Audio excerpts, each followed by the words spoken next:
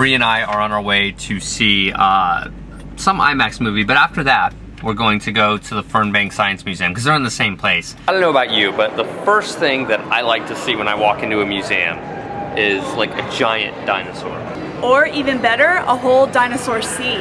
This scene depicts a dramatic moment among an Argentinosaurus, Gigantosaurus, and Pterosaurus from South America's Patagonia during the late Cretaceous period. It's hard to imagine like the sheer size of these animals and how it must have been, you know? He'd step on me and squash me like a bug. Can you see me next to his foot?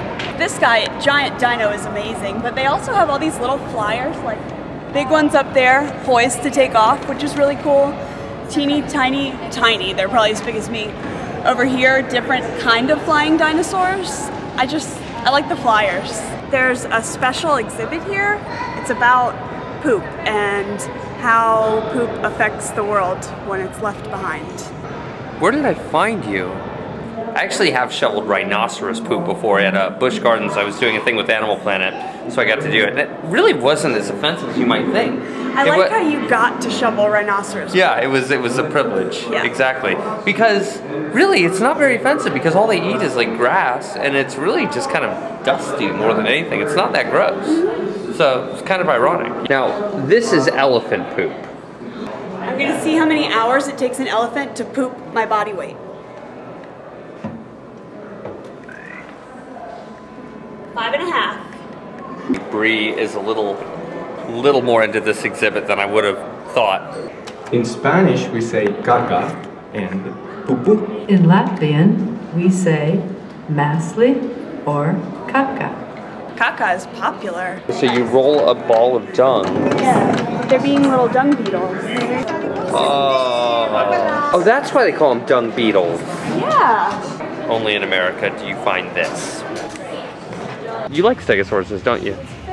Yeah, I really like them. They're one of my favorite dinosaurs. I've just loved them my whole life.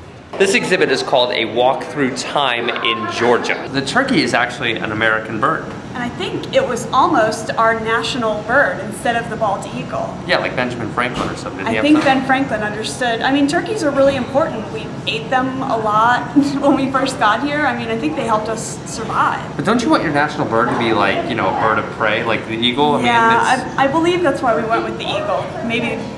Maybe it's a little more impressive as a national bird. Maybe. I like turkeys. I just learned that a male turkey is called a tom. That's mildly interesting. I didn't know that. And they sound like this.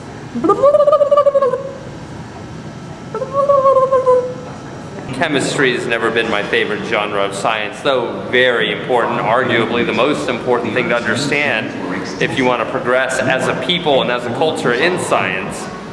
Fortunately, Bree is really into chemistry. Understands it very well, so at least one of us does. Bree is photo tweeting herself in front of some DNA.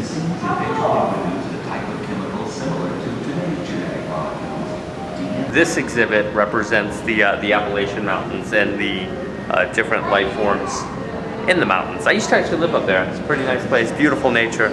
I have to basically get on the display so I can like find lighting because it's so dark in these museums. This is the Cumberland Plateau and all of the various types of life that exist within it.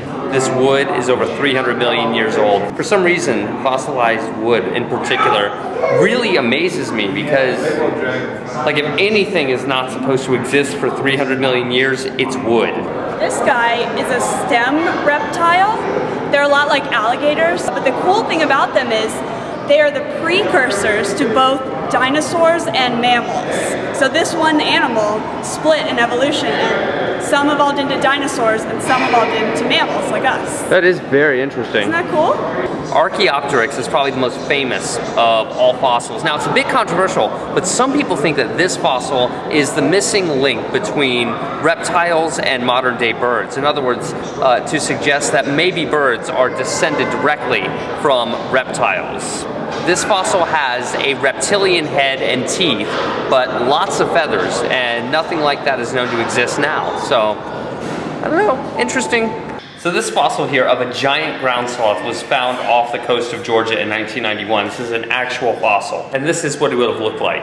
I think that giant ground sloths are really cool because they existed at the same time as people. In fact, some people think that our hunting is what made them extinct. They can weigh up to 6,000 pounds and be 20 feet long, like elephant size. And they're related to armadillos and anteaters now, which are small. I think that's cool.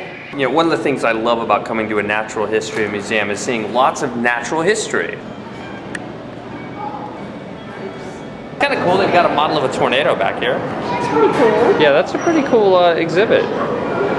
In person, you have to actually close one eye to see this, but it looks completely normal and three-dimensional, like it's facing outward at you. And now watch this, when you move, watch him move with you. Do you see that? And the only reason this is working on camera is because the camera is one eye. The camera doesn't have two eyes. You look like you're in an iPod commercial. Dude, are there like three of me? Now that's the funk, strike the funk, freak the funk, hype the funk, and all that junk.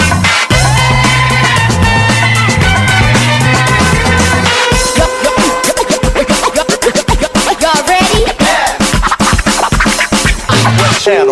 Yeah, that's cool. Let us know what you thought of the museum. Recommend a good one. We'll travel to it. We'll go anywhere. For the best museum in the world, right? Are we willing to do it? Yeah, I think that's a great idea. We'll figure it out. We'll ask questions later. Now that's the funk, strike the funk, freak the funk, hype the funk, and all that junk.